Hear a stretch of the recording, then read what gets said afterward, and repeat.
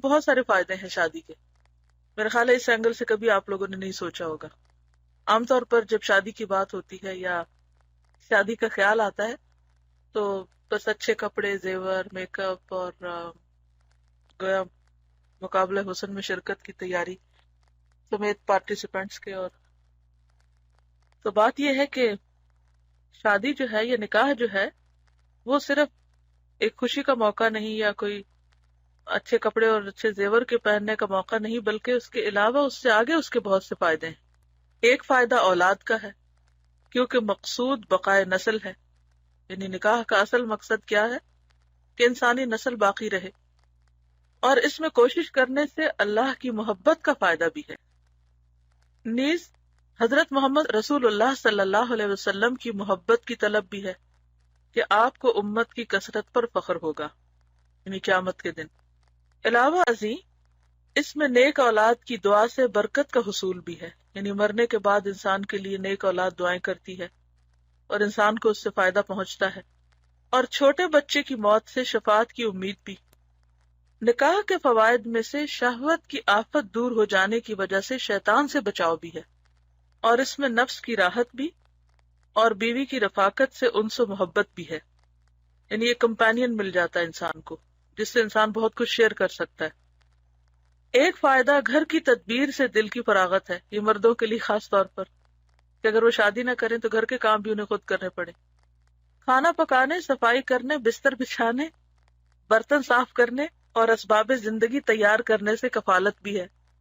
یعنی ان سارے کاموں سے مردوں کی نجات ہو جاتی ہے، فارغ ہو جاتے ہیں، کیونکہ اکیلا رہتے ہوئے ان میں سے اکثر کام انسان کے لیے مشکل ہو جاتے ہیں. اگر انسان خود ان کو کرنے لگے تو اس کا بہت سا وقت ضائع ہو جاتا ہے، بہت سے مفید کاموں کے لیے فراغت نہیں رہتی. گویا نیک بیوی دین میں مددگار بھی ہے، یعنی اگر وہ گھر کے کام بھی کرتی ہے تو بھی، اور ہسبینڈ جو ہے وہ دین کی خدمت کر رہا ہے، اللہ کے راستے میں نکلتا ہے، تو وہ بیوی گھر رہ کر بھی اس کے اجر میں شریک ہوتی، اس کے پیچھے گھر کو سنبھال کر. نکاح کے فوائد میں سے یہ بھی ہیں کہ نفس کے مجاہدے، نگرانی اور حکمرانی کی وجہ سے اس کی اصلاح، بیوی بچوں کے حقوق کا پورا کرنا، عورتوں کی بد اخلاقی پر صبر، ان کی طرف سے تکالیف برداشت کرنا، ان کی اصلاح اور ان کو دین کے رستے کی طرف رہنمائی کرنے کی کوشش، کسب حلال کی جد و جہد، اولاد کی تربیت کا اہتمام وغیرہ، جو تمام اعمال جو بڑی فضیلت رکھتے ہیں. یعنی یہ سارے کام بہت فضیلت کے ہیں. کون کون سے؟ نفس کا مجاہدہ. نفس کا مجاہدہ کیسے؟ جہاں شادی سے انسان کو خوشی حاصل ہوتی ہے، کچھ فائدے حاصل ہوتے ہیں جن کا اوپر ذکر کیا گیا، وہاں انسان کو بہت سی قربانیاں بھی دینی پڑتی.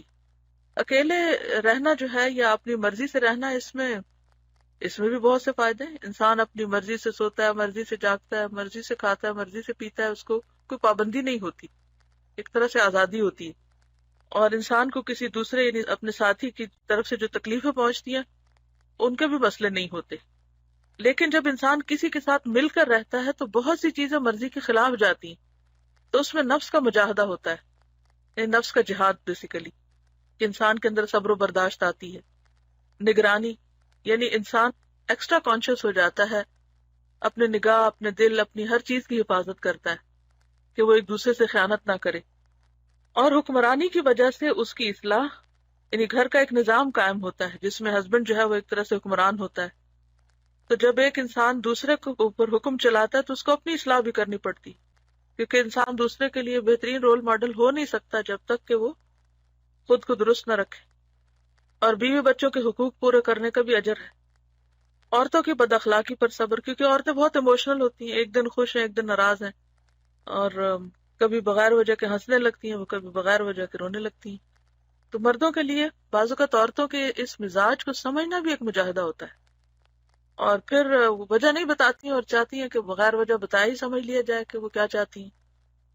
تو ان سب چیزوں پر صبر جو ہے مردوں کے لیے وہ ان کے لیے باعث اجر ہے. ان کی طرف سے تکالیف برداشت کرنا، یعنی ان کے موڈز وغیرہ کی اور بعض اوقات بد زبانی کی، ان کی اصلاح اور ان کو دین کے رستے کی طرف رہنمائی کرنے کی کوشش، بیسیکلی تو مرد کی ذمہ داری ہے. اس میں بھی مرد کے لیے اجر ہے، کیونکہ قرآن پاک میں آتا ہے نا، یا ایھا الذین آمنوا قوا انفسکم واہلیکم نارا، پھر ان سارے ذمہ داریوں کے علاوہ کسب حلال کی جد و جہد، کیونکہ ایک اکیلے انسان کو اپنے اوپر جو خرچ کرنا پڑتا ہے وہ تو بہت تھوڑا ہوتا ہے، لیکن جب وہ بیوی بچوں پر خرچ کرتا ہے تو اس کو زیادہ محنت کرنی پڑتی، زیادہ کوشش کرنی پڑتی. تو پھر کیا ہے کہ جب اولاد کی تربیت وغیرہ کی جاتی ہے تو یہ سارے اعمال بہت فضیلت رکھتے ہیں، یہ جہاد ہے ایک طرح سے. اور یہ سارے کام شادی کے بعد ہی ہو سکتے ہیں، شادی کے بغیر نہیں ہو سکتے. جو شخص یہ حقوق پورا کرنے سے ڈرتا ہے وہی نکاح سے اجتناب کرتا ہے، نہیں وہ شادی نہیں کرنا چاہتا. وہ کہتا ہے کہ اوہو مجھ پہ تو بہت سی رسپانسبلٹیز آ جائیں گی، ذمہ داریاں ہوں گی، پھر میں کیا کروں گا. بیوی بچوں کے لیے مشقت برداشت کرنا دراصل جہاد فی سبیل اللہ کی طرح ہے. ایک دن میں بیٹھی تھی تو میرے سن ان لا چھوٹا والا جو ہے وہ مجھے بتا رہا تھا کہ شادی کے بعد میری زندگی بالکل بدل گئی ہے، اور یعنی مجھے اب ہر وقت سوچنا پڑتا ہے کہ اچھا مجھے کس وقت گھر جانا ہے، یا کس وقت کون سا کام کرنا ہے، اور بہت سی چیزوں کا پلان کرنا پڑتا ہے، پھر سوچ سمجھ کے چلنا پڑتا ہے.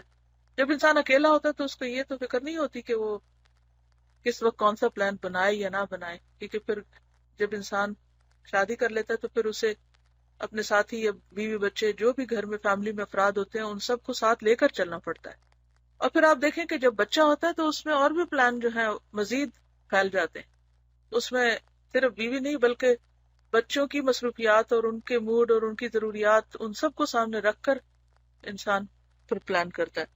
تو یہ ساری چیزیں جو آزاد منش انسان ہوتا ہے یا انڈیپینڈنٹ انسان ہوتا ہے اس کے لیے ایک بہت بڑا بوجھ بھی ہوتا ہے، لیکن جو شخص اس کو خوشی سے قبول کرتا ہے اور ان ساری ذمہ داریوں کو مرضی کے خلاف جاتے ہوئے بھی، تکلیف اٹھا کر کرتے ہوئے بھی کرتا رہتا ہے، تو اس کا اجر و ثواب اتنا ہے جیسے اللہ کے راستے میں کوئی جہاد کر رہا ہو.